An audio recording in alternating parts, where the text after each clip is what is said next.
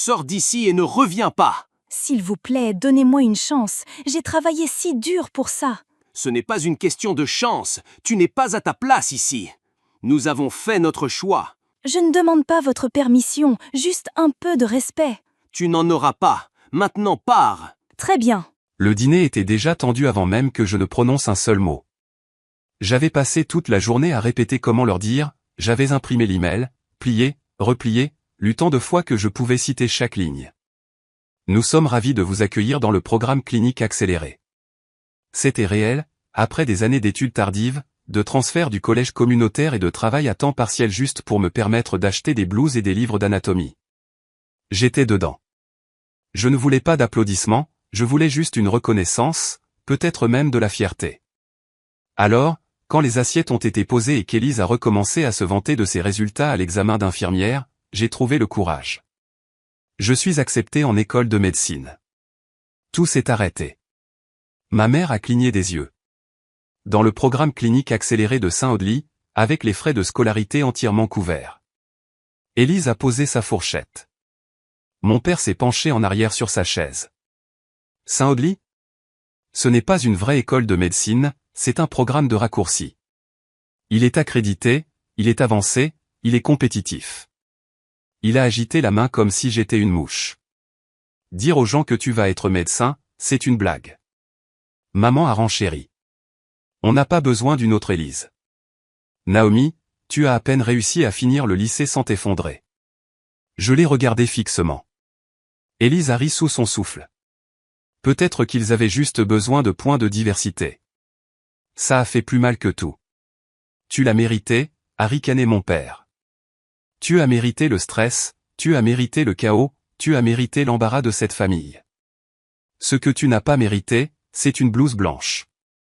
Une fille comme toi, ne le dis pas, ai-je chuchoté. Une fille comme toi ne devient pas médecin, a-t-il dit.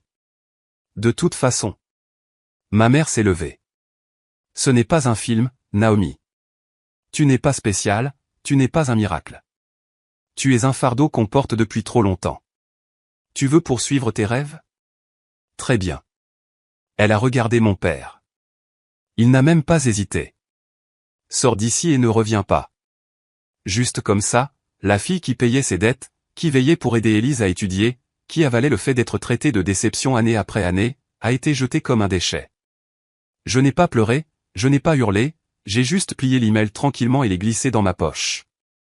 D'accord, ai-je dit. C'était tout. J'ai fait mes bagages dans un seul sac à dos, j'ai tout laissé derrière moi, les livres, les vêtements, les photos d'enfance. Je ne voulais pas de rappel d'une maison que je n'avais jamais été vraiment autorisé à appeler chez moi. Mes parents ne m'ont pas regardé sortir. Élise n'a même pas demandé où j'allais. Ils pensaient m'avoir brisé, mais ils ne savaient pas qu'on ne peut pas briser quelqu'un qui a appris à se guérir en silence. Je m'appelle Naomi, et d'où que vous regardiez ça, restez avec moi, car quand ils ont dit que je ne porterais jamais de blouse blanche, ils ont oublié que je savais déjà comment traverser la douleur avec des mains fermes. Je ne suis pas devenu la déception de la famille du jour au lendemain. Ce titre a été gravé lentement, comme de l'eau contre la pierre. Ça a commencé quand j'avais 8 ans et qu'Élise a gagné son premier concours d'orthographe. Mes parents ont appelé toute la famille, ont fait faire un gâteau, ont pris des photos comme si elle avait guéri le cancer.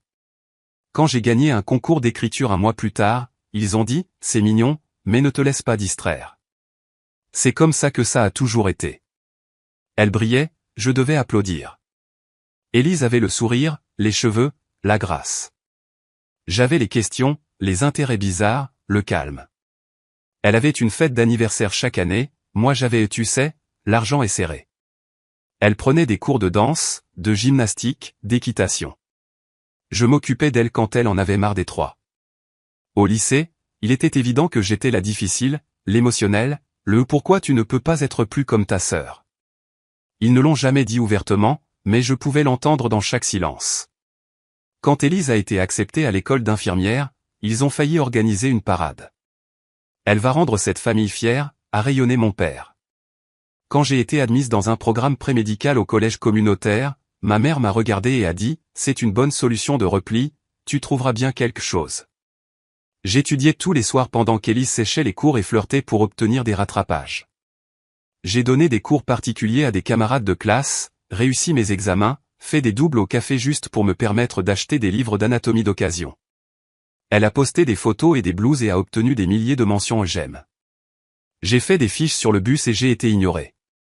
Je n'ai jamais dit à personne à quel point c'était dur, à quelle fréquence je veillais juste pour pleurer tranquillement dans un oreiller, combien de fois j'ai regardé Élise réussir en montant alors que je grattais et me battais juste pour suivre le rythme. Et quand j'ai reçu l'email de Saint-Audely, je me suis assise sur mon lit et je l'ai tenu comme une lettre d'amour, car pour une fois, quelqu'un m'a vu non pas comme l'ombre de la vraie fille, non pas comme l'échec, mais comme quelqu'un de capable, choisi. Et puis j'en ai parlé à mes parents et ils m'ont fait sentir que j'avais falsifié tout ça, parce qu'à leurs yeux, rien de ce que je faisais ne pourrait jamais avoir de poids à côté d'Élise. C'est ce que le favoritisme fait, non seulement il vous rend invisible, mais il vous fait croire que vous ne méritez pas d'être vu. Mais j'ai continué. Après avoir quitté cette maison, j'ai emménagé dans une chambre partagée avec 2 autres étudiantes en médecine, toutes les 2 des filles de la classe ouvrière comme moi. Nous avons tissé des liens grâce aux boissons énergisantes, au traumatisme et aux manuels trempés de larmes. J'ai fait des quarts de travail le week-end en tant qu'aide-soignante, j'ai observé les rotations d'urgence, j'ai étudié pendant 10 heures d'affilée jusqu'à ce que mes mains se crispent et que mes yeux se brouillent, car je n'avais plus besoin qu'ils croient en moi, j'avais juste besoin de croire en moi. Chaque fois que je rencontrais un mur, je me souvenais de la voix de mon père, « Tu n'es pas faite pour être médecin ». Et je chuchotais dans ma tête, « Regarde-moi ».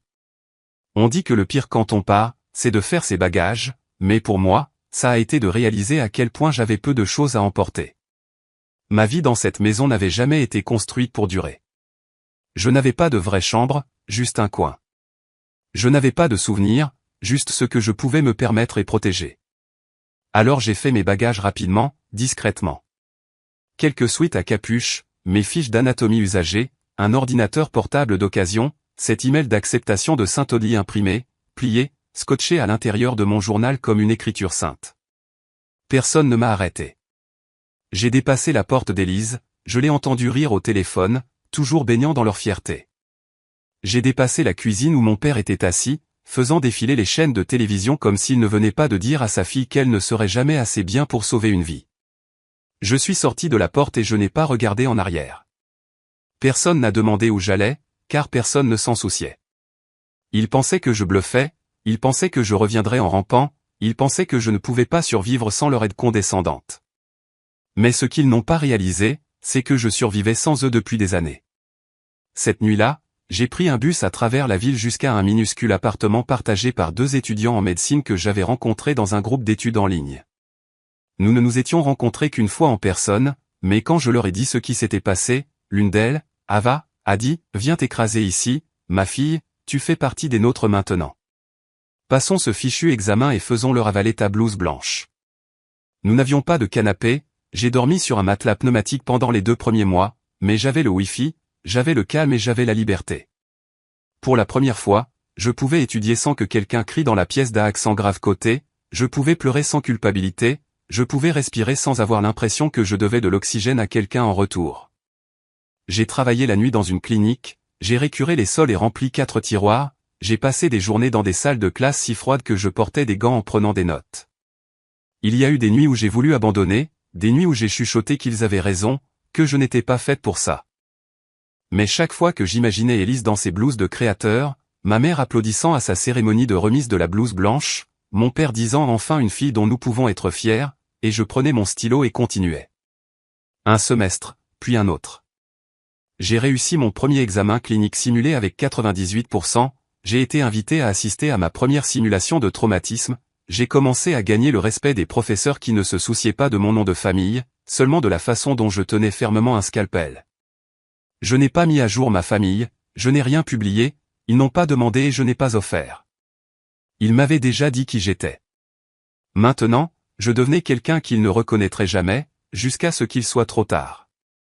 Car en seulement 3 mois, la sœur qu'ils adoraient serait transportée aux urgences en morceaux, et je serais la seule à pouvoir la sauver.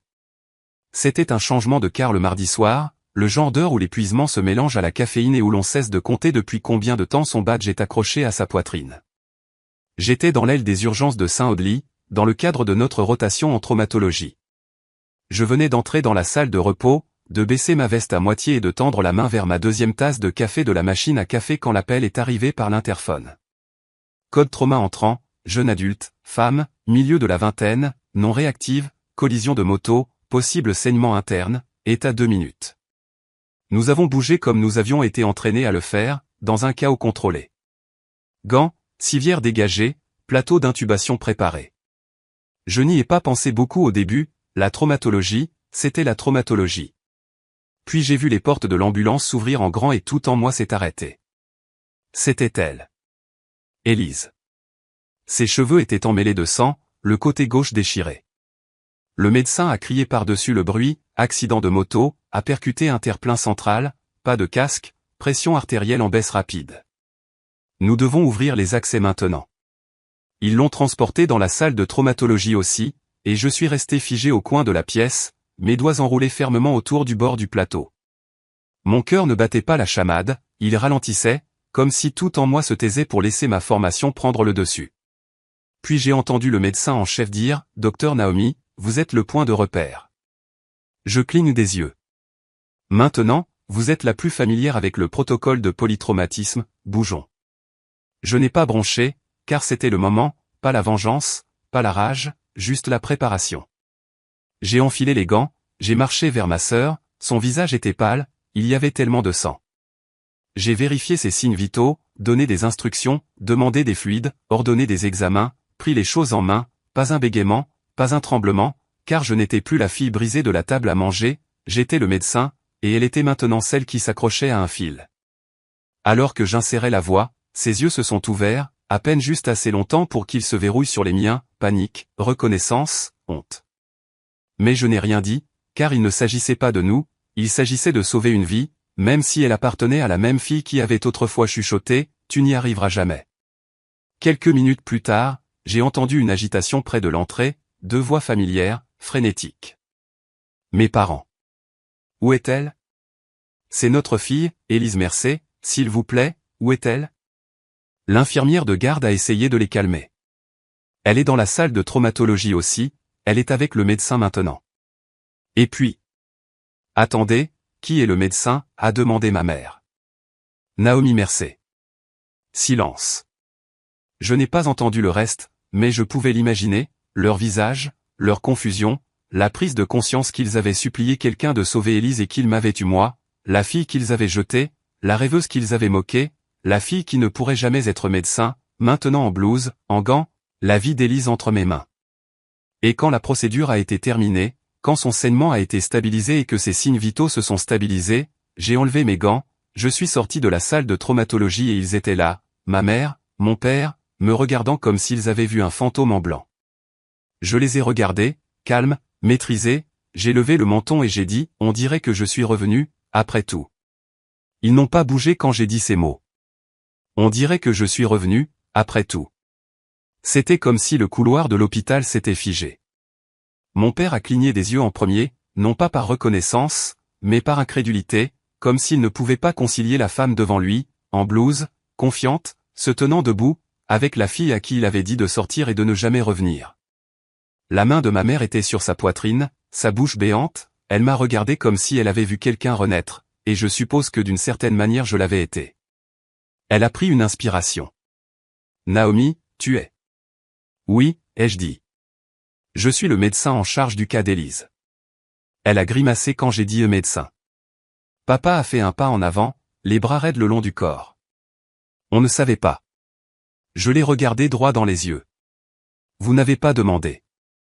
Ils sont tous les deux restés silencieux. Derrière eux, les urgences bourdonnaient, des moniteurs bipaient, des interphones sonnaient, des chaussures crissaient contre le carrelage, mais entre nous, rien que les conséquences. Maman a essayé à nouveau, la voix tremblante, comment va-t-elle? Est-elle vivante? Stable. Elle a eu de la chance. 10 minutes de plus et elle aurait pu faire un arrêt. Papa a dégluti difficilement. Tu l'as sauvée. J'ai incliné la tête. Est-ce que ça vous surprendrait? Il n'a pas répondu. Alors j'ai continué. J'ai géré ses voies respiratoires, inséré les voies, stabilisé sa tension artérielle, dirigé l'équipe de traumatologie. La fille que vous avez dit qui ne serait jamais le docteur, elle est la raison pour laquelle votre fille préférée respire en ce moment. Les lèvres de maman ont tremblé. Naomi, nous étions sous pression, nous avons dit des choses. J'ai levé la main. Ne le faites pas. Pas ici. Pas maintenant. Je les ai regardés. C'est un hôpital, pas un endroit pour des crises de culpabilité ou des excuses. Vous êtes venu ici en demandant à quelqu'un de la sauver. C'est ce que j'ai fait. Tout le reste n'a pas d'importance en ce moment. Pendant un instant, ils ont ressemblé à des enfants acculés, petits, honteux, et je n'ai rien ressenti, pas de rage, pas de victoire, juste de l'achèvement. Je n'avais pas besoin de crier, je n'avais pas besoin de me réjouir, ils se tenaient devant leur propre jugement, rendu par les mains mêmes qu'ils avaient rejetées. Quand pourrons-nous la voir, a demandé maman calmement. Elle est sédatée. Vous serez autorisé à entrer une fois que les infirmières auront vérifié ses signes vitaux. J'ai commencé à me détourner. Papa a repris la parole. Naomi, tu as changé. Je me suis retourné, la voix ferme. Non, vous n'avez jamais regardé assez près. Puis je suis parti, dans le service, dans le calme où la compétence vivait. Mes mains tremblaient encore légèrement sous mes gants, non pas de peur, mais d'adrénaline, du poids d'être digne de confiance dans un espace où j'avais lutté si fort pour rester. Cette nuit-là, je suis resté tard, j'ai vérifié le dossier d'Élise, j'ai mis à jour les infirmières, examiné ses images.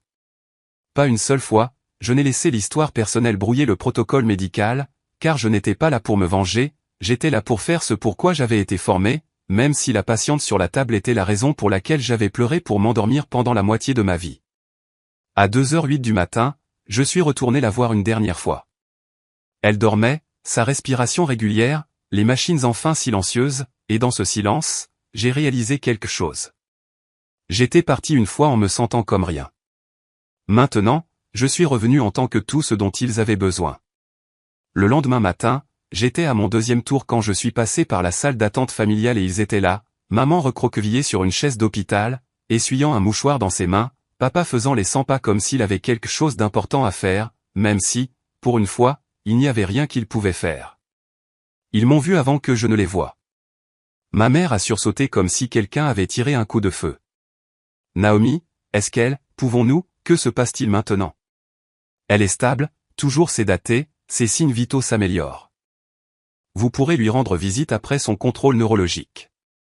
Elle a hoché la tête trop vite, comme si elle était d'accord avec moi, comme si maintenant pouvait réécrire les 18 dernières années. Papa s'est avancé. Merci. Ça ressemblait à du gravier. J'ai hoché la tête, mais je n'ai pas souri. Ce n'est pas personnel, c'est un protocole. Il a grimacé. C'est bien, pouvons-nous parler en privé, a-t-il demandé. J'ai hésité, puis je les ai conduits au bout du couloir, dans le coin calme près de la fenêtre, où les distributeurs automatiques bourdonnaient doucement en arrière-plan. Ils avaient l'air nerveux, comme des enfants qui attendaient de se faire gronder. Naomi, a commencé maman, nous sommes trompés sur tellement de choses. Nous ne savions pas de quoi tu étais capable. Tu as toujours été si distante. J'ai levé un sourcil. Vous m'avez jeté. On ne voulait pas dire ça comme ça. Si, vous vouliez dire exactement ça. Sors et ne reviens jamais. C'est ce que vous avez dit, et j'ai fait exactement ce que vous avez demandé. Papa a regardé le sol. Maman m'a regardé comme si je venais de la gifler, mais je n'étais pas cruel, j'étais clinique. Savez-vous ce que c'est que de porter un rêve sans personne pour vous encourager, de frotter le sang de vos chaussures à 3 heures du matin parce que vous êtes resté tard à pratiquer des intubations pendant que votre sœur dormait pendant ses examens et qu'elle a quand même reçu des éloges? Ils n'ont pas répondu. Je ne suis pas devenu médecin pour vous prouver que vous aviez tort. Je suis devenu médecin parce que je savais que je pouvais sauver des vies, même si la mienne n'en avait jamais valu la peine à vos yeux. Maman a réprimé un sanglot. Papa a chuchoté, nous ne savions juste pas que tu étais assez forte. Je l'ai regardé, ferme et froid. C'était votre erreur, pas la mienne. Puis je me suis avancé, assez près pour qu'il voie tout sur mon visage, les années d'être ignoré, diminué, écarté. Vous n'avez pas le droit de vous excuser maintenant, car vous avez besoin de quelque chose. Vous n'avez pas accès à cette version de moi, car vous avez finalement réalisé que je n'étais pas le problème. Nous ne voulons rien, a dit maman. Vous avez déjà quelque chose, ai-je corrigé. votre fille est vivante. C'est suffisant. Ils ont tous deux hoché la tête lentement, brisés, car il ne restait plus rien avec quoi argumenter. Je ne me battais pas, je ne mendiais pas, je n'espérais pas un amour qui n'arriverait jamais. J'avais juste fini. Alors que je me retournais pour partir, mon père a dit quelque chose que je n'oublierai jamais. Tu me fais peur maintenant. Je me suis arrêté, je ne me suis pas retourné. Non, ai-je dit. Vous n'avez pas peur de moi, vous avez peur de ce que ça signifie que vous aviez tort à mon sujet, et que je n'avais pas besoin de votre amour pour devenir entière. Puis je les ai laissés là, toujours silencieux et complètement impuissants. Quand je suis entré dans sa chambre, Élise était éveillée, à peine, des fils partout, le visage pâle, les lèvres sèches, mais consciente. Elle a cligné des yeux lentement alors que je m'approchais du lit, ses yeux suivant le mouvement dans ma blouse, la blanche, la mienne. Et, ai-je dit doucement, vérifiant ses signes vitaux sur l'écran. Ses lèvres se sont entr'ouvertes. Naomi. Je n'ai pas souri, je ne lui ai pas tenu la main, j'ai juste confirmé son nom, son âge, le jour de la semaine, la neuroroutine habituelle.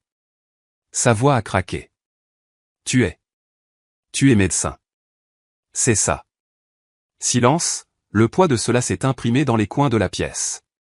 Elle a cligné des yeux à nouveau, plus lentement cette fois, en train de traiter l'information. Je pensais que tu étais parti. Je suis parti. Vous nous avez tous dit. Ses yeux se sont embués, non pas de culpabilité, mais de confusion, comme si sa mémoire essayait de reconstituer les morceaux brisés entre le fait de se moquer de moi à la table du dîner et maintenant, moi, debout au-dessus d'elle, en charge de ses soins. Tu m'as sauvé. Oui. Je n'ai rien enjolivé, je n'ai pas adouci la vérité, je ne l'ai pas appelée laide. Tu saignais, pas de pouls. J'ai pris la décision. J'ai effectué la procédure. Tu es en vie parce que j'ai fait ce pourquoi j'avais été formé. Son souffle a été coupé. Je l'ai regardé cliniquement. Essaie de ne pas trop parler, tu vas avoir mal pendant un moment. Fractures multiples, 2 côtes cassées, une rate déchirée. Tu vas récupérer si tu suis les instructions. Ses yeux se sont remplis de larmes, peut-être que c'était de la douleur, peut-être autre chose. Elle a essayé d'atteindre le gobelet d'eau avec des doigts tremblants. Je l'ai pris, j'ai maintenu la paille sur ses lèvres et je l'ai laissé siroter. Ce n'était pas de la gentillesse, c'était un devoir, comme je le ferais pour n'importe quel patient. Tu es toujours meilleur, a-t-elle chuchoté. J'ai fait une pause. Je ne m'y attendais pas. J'ai rencontré son regard. Alors pourquoi m'as-tu traité comme si je n'étais rien? Elle a cligné des yeux rapidement, les larmes tombant sur le côté dans sa racine des cheveux. Parce que si tu n'étais rien, ça voulait dire que j'étais quelque chose. Ça a fait mouche. La vérité qu'il y avait a fait se crisper ma mâchoire, parce que je savais exactement ce qu'elle voulait dire. Dans notre famille, il n'y avait pas de place pour plus d'une étoile. Elle avait été élevée pour briller, j'avais été formé à m'éteindre, et au moment où je suis sorti de l'ombre, son monde s'est fissuré. Je me suis reculé, j'ai fini de mettre à jour son dossier, le repos, les infirmières vous surveilleront de près. Alors que je me retournais pour partir, elle a chuchoté, merci. J'ai fait une pause, mais je ne me suis pas retourné. Je n'ai pas fait ça pour vous. Elle n'a pas répondu, n'en avait pas besoin. Certaines dettes sont trop vieilles pour être perçues, certaines pardons ne sont pas de notre ressort, surtout quand ils n'ont jamais été vraiment demandés. Quand je suis sorti de sa chambre, j'ai croisé mes parents dans le couloir. Ils attendaient, pleins d'espoir. Je les ai regardés platement. Elle va vivre. Le soulagement a inondé leur visage. Maman a chuchoté, que Dieu vous bénisse. Je n'ai rien dit, j'ai juste continué à marcher, car la bénédiction n'était pas de mon ressort de la donner. C'était le leur de la reconnaître. Et pour la première fois, ils avaient enfin. La cérémonie de remise des diplômes a été petite, pas de faste, pas de confetti, juste une cérémonie tranquille dans l'amphithéâtre principal de Saint-Audely, avec des blouses blanches suspendues comme une armure sur des crochets argentés derrière le podium. J'ai failli ne pas y aller. J'avais déjà gagné le titre, j'avais déjà porté les gants, j'avais déjà suturé la peau et sauvé des vies. Mais quelque chose en moi avait besoin d'être là pour la fille qui avait quitté la maison avec rien d'autre qu'une lettre d'acceptation pliée et une voix brisée que personne n'écoutait. Alors je suis monté sur scène, je me suis tenu droite, ferme, pas de maquillage, pas d'applaudissements, juste de la fierté. Le doyen a appelé mon nom. Docteur Naomi Mercer. Il y a eu une pause dans la foule, puis un rugissement d'applaudissements. Mes camarades de classe, ceux qui sont restés debout avec moi, ont pleuré avec moi, se sont battus avec moi à travers le sang et l'épuisement, ils se sont levés, ils ont applaudi plus fort, non pas par surprise, mais par respect. J'ai enfilé la blouse blanche, non pas comme un symbole pour leur prouver qu'ils avaient tort, mais pour finalement croire que j'avais ma place. Plus tard dans la soirée, je suis sorti à l'extérieur, dans l'air frais, et j'ai pris une profonde inspiration. Et c'est alors que je les ai vus. Mes parents, debout maladroitement au bord de la foule, sans applaudir, sans pleurer, juste à me regarder, comme s'ils ne savaient pas s'ils avaient le droit de parler. Je ne leur avais pas parlé de la remise des diplômes, mais Élise l'avait certainement fait, elle se remettait toujours dans un centre de réadaptation plus proche de chez eux. Nous ne nous étions pas parlé depuis que j'avais quitté sa chambre d'hôpital, mais elle avait dû leur dire quel jour c'était, ce que ça signifiait. Mon père s'est avancé le premier. Naomi. Je l'ai regardé. Il a ouvert la bouche, puis l'a refermée. Finalement, il a dit, nous ne savons pas comment dire pardon. J'ai hoché la tête une fois. Alors ne le faites pas. Ma mère a tressailli. On ne peut pas recommencer? J'ai pris une profonde inspiration lente et je les ai regardés tous les deux dans les yeux. Vous m'avez dit qu'une fille comme moi ne pourrait jamais être médecin, et maintenant que je le suis, vous voulez une place dans cette vie. Mais la vérité, c'est que je ne suis pas devenu ça grâce à vous. Je suis devenu ça malgré vous. Ils ont baissé les yeux, et c'est alors que j'ai dit, ce manteau, ce badge, ces mains, ils sont à moi, achetés avec des nuits blanches, des prêts étudiants et une rage silencieuse. Vous n'avez le droit de porter aucune de ces parties. Nous avions tort, a chuchoté maman. Oui, vous aviez tort. Je me suis tourné pour partir et puis je me suis arrêté, j'ai regardé par-dessus mon épaule. Au fait? J'ai ouvert légèrement les bras, pas largement, juste assez. C'est à ça que ressemble un médecin. Leurs yeux se sont écarquillés, non pas de choc, mais de vérité, car pour une fois, ils ne pouvaient pas le nier. Je n'ai pas attendu de réponse, je me suis éloigné, la blouse blanche attrapant le vent alors que les flashs des appareils photo claquaient au loin et que les rires s'élevaient des diplômés derrière moi. Je n'étais plus la fille qu'ils avaient jetée. J'étais la femme qui est revenue non pas pour demander une place à leur table, mais pour construire sa propre salle d'opération. Ils m'ont dit que je ne pourrais jamais porter cette blouse, alors je me suis assuré que le jour où ils en avaient le plus besoin, ce soit moi qui la porte.